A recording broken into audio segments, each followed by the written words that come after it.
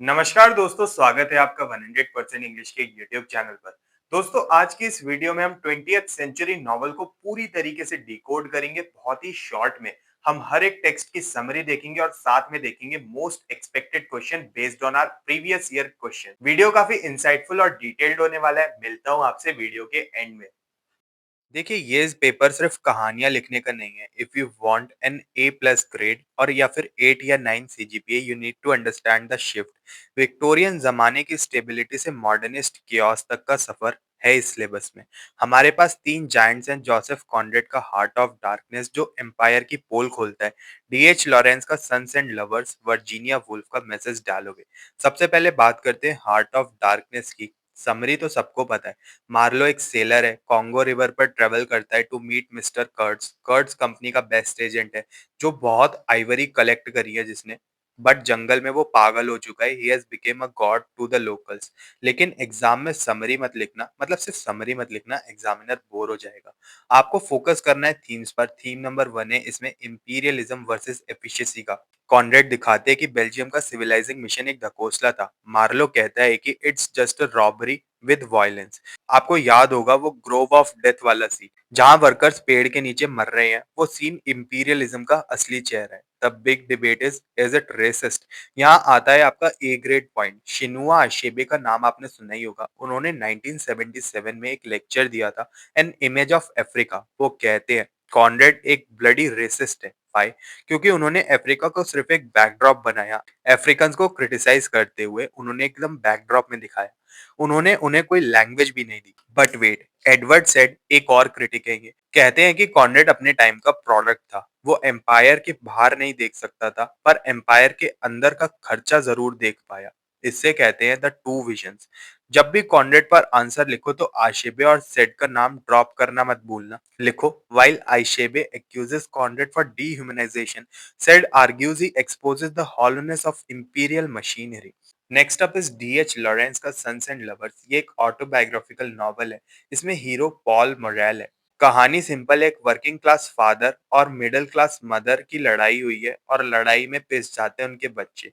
The Oedipus complex इसमें हमको देखने को मिलता है। सिगमंड फ्राइड का नाम आपने सुना ही होगा। ये नॉवल फ्राइड की थ्योरी का लाइव डेमो है। पॉल अपनी माँ से इतना ज्यादा ऑब्सेस्ड है कि वो किसी और औरत को प्यार ही नहीं कर पाता। हम इसे कहते हैं द स्पिरिचुअल इंसेस्ट। पॉल दो लड़कियों में फंसा हुआ है वैसे। मिरियम जो सोल चाहती है, एक स्पिरिचुअल लव चाहती है। पॉल को लगता है कि वो उसकी आत्मा एकदम चूस लेगी, उसको एकदम पोजेसिव हो जाएगी। क्लारा जो बॉडी चाहती है, फिजिकल पैशन चाहती है। लॉरेंस का मानना था कि इंसान को होलनेस चाहिए, बॉडी और सोल दोनों। इसमें हमें मार्क्सिस्ट एंगल भी देखने को मिलता है। सिर्फ साइकोलॉजी नहीं, क्लास भी इंपॉर्टेंट है। क्रिटिक रेमंड विलियम्स कहते हैं कि मिस मॉरेल अपने बच्चों को वर्किंग क्लास से निकालकर मिडिल क्लास में भेजना चाहती हैं। इसलिए वो उन्हें अपने पति वॉल्टर से दूर रहने को कहती हैं। वॉल्टर रिप्रेजेंट करता है पिट, यानी कोयला खदान, और मिस मॉरेल रिप्रेजेंट करती हैं एजुकेशन को। Paul is torn between these two worlds. अगर क्वेश्चन रिलेशनशिप्स पर आए तो आपको लिखने Paul seeks a substitute for his mother in Miriam and Clara but fails because the mother imago is too strong. Finally we have a Virginia Woolf's Mrs Dalloway. ये novel सबसे अलग है। यहाँ कोई विलन नहीं है, कोई एडवेंचर नहीं है, सिर्फ एक दिन की कहानी है ये लंदन में। इसमें टेक्निक क्या यूज की गई है, स्ट्रीम ऑफ कॉन्शियसनेस। इस कीवर्ड को जरूर यूज करना अपने आंसर्स में। वुल्फ हमें कैरेक्टर्स के दिमाग के अंदर ले जाती है। एक मिनट में हम क्लैरिसा के दिमाग में हैं, अगले मिनट में पीटर वॉल्श के। इसे कहते हैं हम टनलिंग प्रोसेस। दो तरह का वक्त है होता है नॉवल में। एक एक क्लॉक टाइम, बिग बेन की आवाज, the leaden circles dissolved in the air. ये लीनियर है। एक है माइंड टाइम जो हमारे दिमाग में चलता है। क्लारिसा फूल खरीदते हुए 30 साल पीछे बॉर्टन चली जाती है। The double, Clarissa and Septimus. Clarissa एक अमीर हॉस्टेस है। सेप्टिमस एक वॉर वेटरन है जो पागल हो चुका है शेल शॉक की वजह से।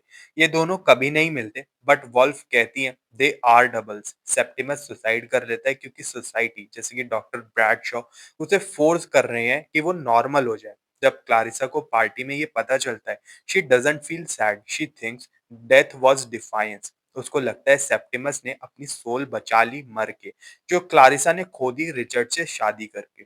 एक क्रिटिक है एलिन शॉ वॉल्टर। वो कहती हैं कि सेप्टिमस का ट्रीटमेंट दिखाता है कैसे सोसाइटी मैस्कुलिनिटी को एनफोर्स करती है। अब सुनो 100% मार्क्स स्ट्रैटेजी। एग्जाम में आंसर कैसे स्ट्रक्चर करना है अपने को। सबसे पहले एक सैंडविच मेथड आपको बताता हूँ। आपको देखनी है टॉप ब्रेड जो कि आपका इंट्रोडक्शन। इंट्रोडक्शन में हेवी हुक से स्टार्ट करो। जैसे in the heart of darkness Conrad utilizes impressionist technique to destabilize the Victorian moral universe.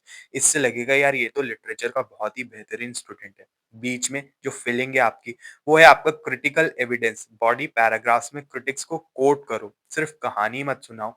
लिखो एज टेरी एगल्टन ऑब्जर्व्स या अकॉर्डिंग टू रेमंड विलियम्स। हर पॉइंट को टेक्स्ट से कनेक्ट करो। और अगर आपको कोई कैरेक्टर के ऊपर कैरेक्टर स्केच आता है तो पूरी कहानी को उस कैरेक्टर के लेंस से बताओ। ये काफी इफेक्टिव टेक्निक है हाई स्कोर करने की। और बॉटम ब्रेड यानी कि कंक्लूजन समराइज करो एक सिंथेसाइज थॉट के साथ। And with a bang not a whisper. अपने कमेंट्स भी आप इसमें डाल सकते हो क्योंकि यार अब आप बैचलर्स में हो तो सिर्फ कहानी तो आपको नहीं बतानी है।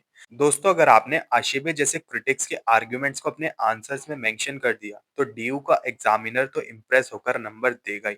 रट्टा मत मारो, कॉन्सेप्ट्स को समझो। यार ये तो हो गई बात शॉर्ट समरी की। अगर अभी भी आपने ये पूरे टेक्स्ट नहीं पढ़े हैं तो डिस्क्रिप्शन में आपको वीडियो लिंक्स मिल जाएंगे जिसमें कि मैंने पूरे डिटेल्ड समरी डिस्कस करी है और साथ में क्रिटिकल एनालिसिस और कंटेक्स्ट भी दिया है हर एक टेक्स्ट का।